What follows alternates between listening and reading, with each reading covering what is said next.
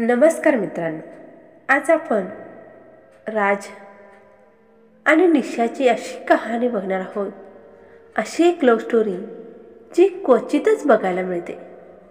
राज आणि ईशा दोघेजण एकमेकांवर जीवापाड प्रेम करत होते.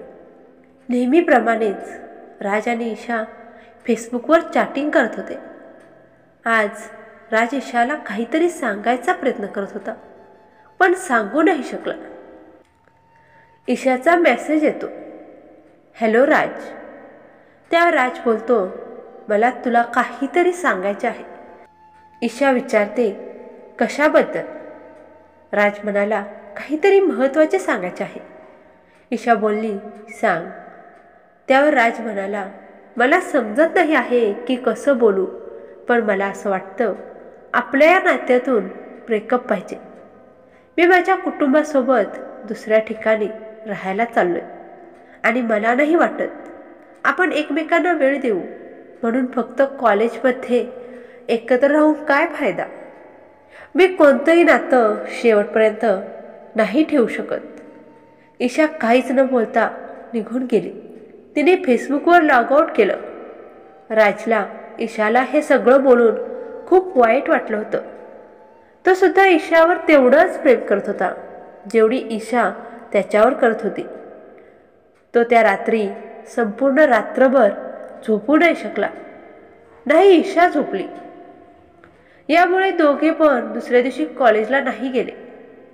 ईशा लेट झोपली होती, त्यामुळे ती लेट उठली आणि ब्रेकफास्टसुद्धा तिने नाही केला.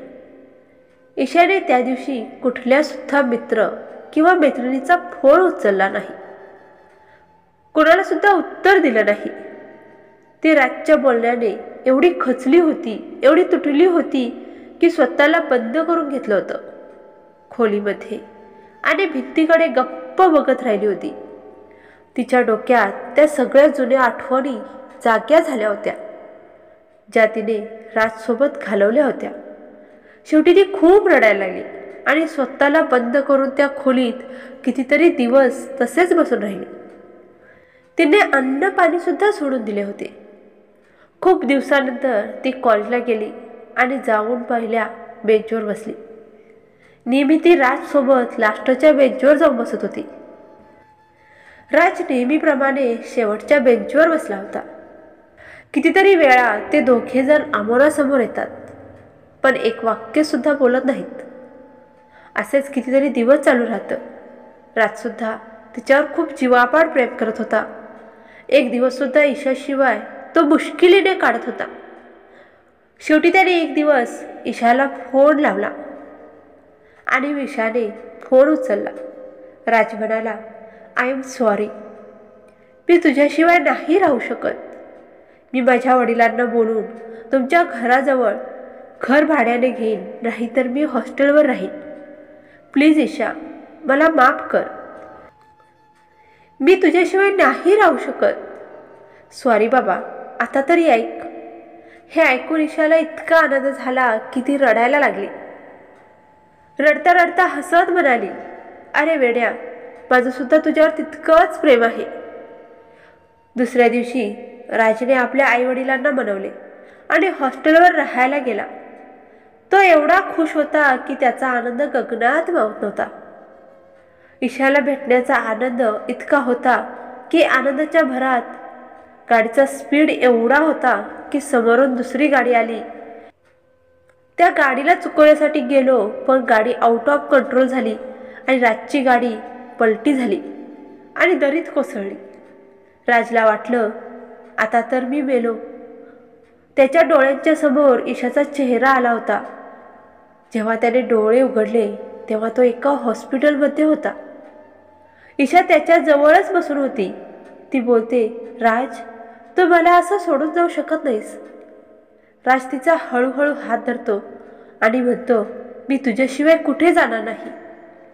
एवढं बोलून तो बेशुद्ध झाला. परंतु राजला एक गोष्ट माहीत नव्हती. या अपघातात त्याचा एक पाय डॉक्टरांना कापावा लागला होता. त्याचा जीव वाचवण्यासाठी त्याचा हा एक पाय कापावा लागला होता डॉक्टरांना, कारण तो पूर्णपणे पाय तुटला होता. आणि त्याचं संपूर्ण इन्फेक्शन हळूहळू शरीरात पसरलं असतं, म्हणून तो पाय कापावा लागला. दुसऱ्या दिवशी राजने डोळे उघडले. थोडा वेळ त्याने ईशाशी गप्पा मारल्या. ईशाशी गप्पा मारून तो खूप खुश होता. तेव्हा त्याची नजर त्या कापलेल्या पायाकडे गेली. ते पाहून त्याला धक्काच बसला. तो खूप जोराने ओरडू लागला. त्याचा पाय गुडघ्यातून खाली कापला होता. हे बघून त्याला धक्का बसला आणि तो परत बेशुद्ध झाला. ईशाने राजला या दरम्यान भेटायला यायचं बंद केलं.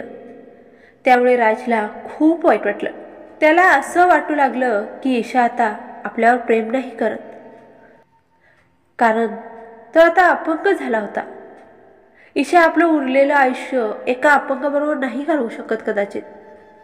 यावेळी राज खूप दुःखी होता, पण हळूहळू परिस्थितीशी जुळवून घेत होता.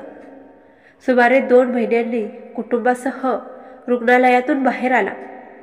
हातात कुबड्या घेऊन तो बाहेर आला आणि त्याने जे पाहिले ते पाहून त्याच्या डोळ्यातून अश्रूची नदी वाहू लागली.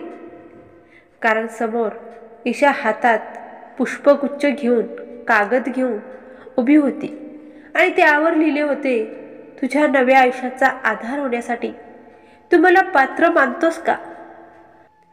आणि माझ्या आयुष्यात मला मिळालेली ही सर्वात मोठी भेट असेल.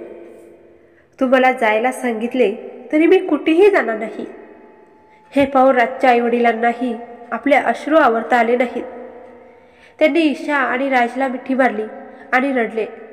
प्रेम खरे असेल तर कितीही कठीण प्रसंग आला तरी प्रेमापुढे नतमस्तक होते. मित्रांनो, कशी वाटली तुम्हाला राज आणि ईशाची खरी प्रेम कहाणी? आवडली असेल तर नक्की लाईक, शेअर आणि कमेंट करायला विसरू नका. आणि चॅनलवर नवीन असाल तर सबस्क्राईबसुद्धा करा.